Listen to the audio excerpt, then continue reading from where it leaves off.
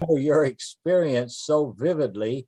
You had developed an extremely serious kidney stone problem, and it became critical. I know that the doctor was leaving for the weekend, going Yes, to another doctor, which you forgot. And if I remember this right, you went into a critical condition. Is that correct? that's correct. And Yes, I developed a fever of 107, and my heart started having major problems.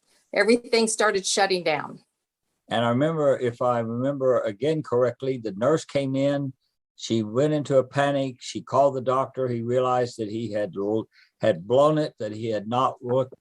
Now, in the midst of that, something happened to you that I would call an out of body experience. Is that, tell me more about that.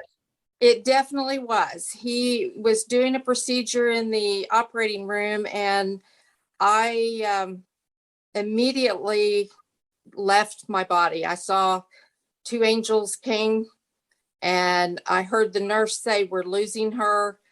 And I looked up, and I was gone. And I entered this presence of light and music, Let me singing. let me stop you for a second, Dee Dee. Okay. Tell me about that music that you heard.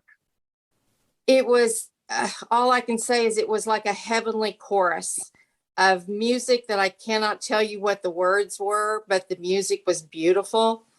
And I knew I was entering into the presence of God. Well, what about those two angels that were standing by you? Two angels were on either side of me as we went up. I remember looking down at myself and the doctor and the nurse, and I saw them trying to do things. And then it was like I didn't care anymore. And I looked up, and the angels were with me on either side. And we just went up. And they were huge and comforting, but they were not like they were human. They were light. They were just heavenly bodies. And it was quite the experience. But the music was what attracted me the most. Music's always touched my soul. And this music was something I'd never heard before, but it was so powerful. It's so beautiful. And it was like there was 1,000 voices singing it. It was amazing. Just amazing. And then what happened on this journey that you were on? This journey, it was like as soon as we went up, then it was like I stepped out of a doorway, like I walked through a door, and there was solid ground underneath my feet. And that's when I looked up and I saw the face of Christ, and he was there. What was that like? Incredible. He held me. He loved me. His eyes were, he wasn't like the Jesus pictures you see that any artist has ever done. His eyes were dark and beautiful. His skin was brown, and he was beautiful. And he just held me and loved me and told me that it wasn't my time, and he was going to send me back. And I was just to feed his sheep.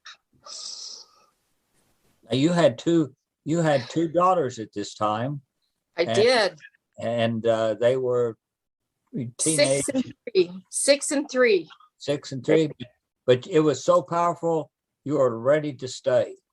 Yes, I wanted to stay. And I was really a little upset when I came back because I wanted to stay. But I knew he was sending me back for a reason, and he gave me a mission. And of course, they were part of that mission to feed his sheep and to teach them and train them and to train others. And how have you performed that mission? You now live in Norman at the University of Florida. I do. And I worked with college students and taught them on prayer. I studied prayer under you for years when we were together years and years ago. And so I learned a lot from you. and passed it on to them. And we've had some wonderful times here in this house with some of the college students coming over and just going through the Bible and different prayer books and just having prayer sessions and learning how to pray where they can reach out and talk to God like he's their best friend.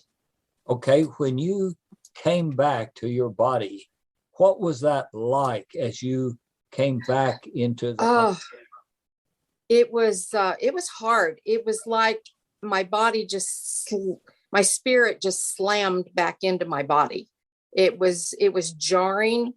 And I remember waking up just long enough to see my mother next to me. And I was on a cart being wheeled into ICU, and I had tubes and everything down so I couldn't talk. But I saw my mother and gripped her hand. She said, "You're back, you're back." And I said, "Yes." And that was about all I could get out. And then I spent the next 10 days in ICU. And my dad came in every day and prayed for me every morning. And it was quite an experience. And I was in the hospital for about 30 days. And it was a long time to get better. But I can tell you still feel the impact yes, of that whole experience. It still has an emotional emphasis in your life. Yes, it does. That happened in July of 1981, and it's never left me. It's never left you. Never has left me. Well, Dee Dee, I thank you so much for being so candid and sharing this deeply moving experience. And it's an encouragement to us who are watching to realize that that's what's at the end of the tunnel for us as we go into that experience. I used to fear death. I no longer do. Not afraid. Great. There's no fear.